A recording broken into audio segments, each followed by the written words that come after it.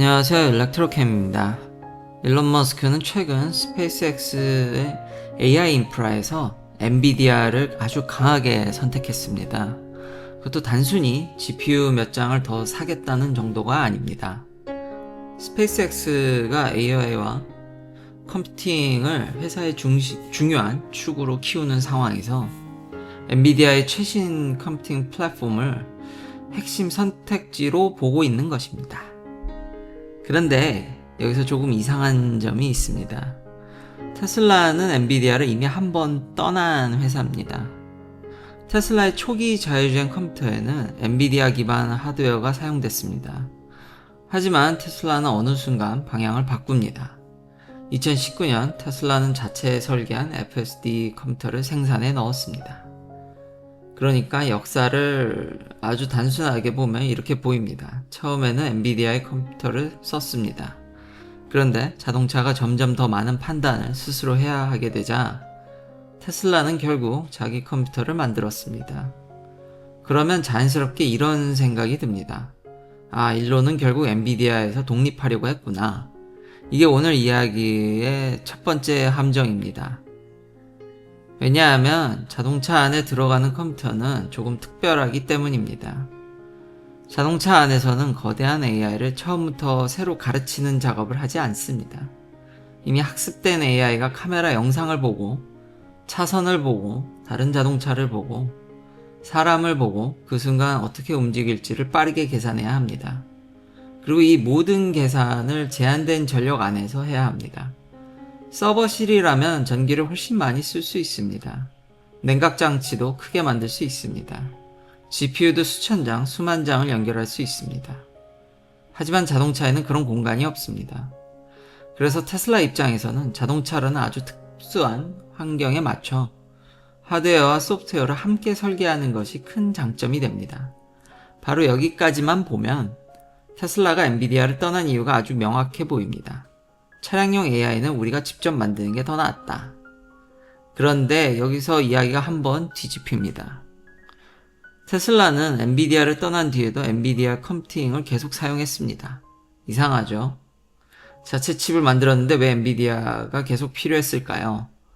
답은 간단합니다. 우리가 서로 다른 두 종류의 컴퓨터를 하나로 생각하고 있었기 때문입니다.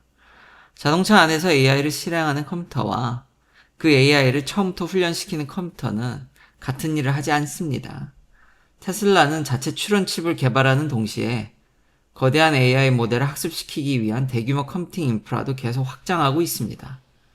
그러니까 테슬라의 전략은 엔비디아냐 테슬라 칩이냐 둘 중 하나를 고르는 문제가 아니었던 겁니다. 자동차 안에서는 테슬라가 직접 만든 컴퓨터를 쓰고 거대한 AI 모델을 훈련할 때는 대규모 GPU 인프라를 활용할 수 있습니다. 그런데 최근 이 관계가 더 흥미로워졌습니다. 이번에는 테슬라가 아니라 스페이스X입니다. 일론 머스크의 회사들이 AI를 점점 더 많이 사용하면서 필요한 컴퓨팅의 규모도 완전히 달라지고 있습니다. 자동차 한 대 안에서 실시간 판단을 하는 것과 거대한 데이터 센터에서 모델을 학습하는 것, 그리고 언젠가 우주에서 컴퓨터 인프라를 운영하려는 것은 전혀 같은 문제가 아닙니다. 그래서 처음 질문으로 다시 돌아가 보겠습니다. 일론이 다시 엔비디아로 돌아간 걸까요? 사실 이 질문 자체가 조금 틀렸을 수 있습니다. 일론이 찾는 것은 하나의 완벽한 칩이 아닐 수 있습니다. 각 문제에 가장 강력한 컴퓨터를 찾는 것일 수 있습니다. 자동차 안에서는 전력 효율이 중요합니다. 실시간 반응이 중요합니다. 하드웨어와 차량 소프트웨어를 얼마나 깊게 통합할 수 있는지가 중요합니다. 반대로 대규모 학습에서는 얼마나 많은 컴퓨팅을 빨리 확보할 수 있는지, 수많은 칩을 얼마나 효율적으로 묶을 수 있는지, 그리고 이미 구축된 소프트웨어 생태계를 얼마나 빠르게 활용할 수 있는지가 중요합니다. 엔비디아가 강한 이유도 단순히 GPU 한 개의 성능만은 아닙니다. 엔비디아는 데이터 센터부터 자율주행까지 하드웨어와 소프트웨어를 함께 제공하는 플랫폼 전략을 쓰고 있습니다. 그리고 여기서 두 번째 문제가 생깁니다. 엔비디아는 단순한 공급 업체가 아니기 때문입니다. 테슬라에게 엔비디아는 필요한 컴퓨팅을 공급할 수 있는 중요한 회사입니다. 하지만 동시에 엔비디아는 다른 자동차 회사들이 자율주행 시스템을 만드는 데 사용할 수 있는 드라이브 플랫폼도 제공하고 있습니다.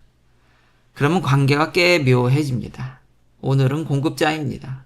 오늘은 파트너입니다. 그런데 다른 영역에서는 테슬라가 직접 만들고 있는 것과 경쟁 가능한 플랫폼을 판매하는 회사이기도 합니다. 오늘의 공급자가 내일의 경쟁 플랫폼이 될 수도 있는 겁니다. 이런 관계는 기술 산업에서는 이상한 일이 아닙니다. 오히려 꽤 자연스럽습니다. 필요한 기술을 외부에서 가장 빠르게 가져오는 것이 유리할 때는 협력합니다. 그런데 그 기술이 자기 제품의 핵심이 되고 규모가 충분히 커지고 비용이나 성능이나 통제권이 중요해지면 직접 만들 이유가 생깁니다. 테슬라는 자동차 안의 자율주행 컴퓨터에서 이미 한번 그 선택을 했습니다. 그렇다면 이번에도 같은 일이 반복될까요? 스페이스X도 언젠가 엔비디아를 떠날까요? 테슬라는 AI 학습에서도 엔비디아의 의존도를 줄일까요? 아직은 모릅니다. 그리고 지금 공개된 정보만으로 그렇게 단정하면 안 됩니다. 오히려 현재 테슬라는 자체 칩과 대규모 외부 GPU 기반 학습 인프라를 동시에 발전시키고 있습니다. 자체와 외부 플랫폼 사용이 동시에 진행되고 있는 것입니다. 그래서 처음에 했던 질문을 조금 바꿔보겠습니다. 테슬라는 엔비디아를 다시 떠날까? 이게 정말 중요한 질문일까요? 저는 더 재미있는 질문이 있다고 생각합니다. 일론의 회사들은 어떤 기술까지 직접 만들려고 할까?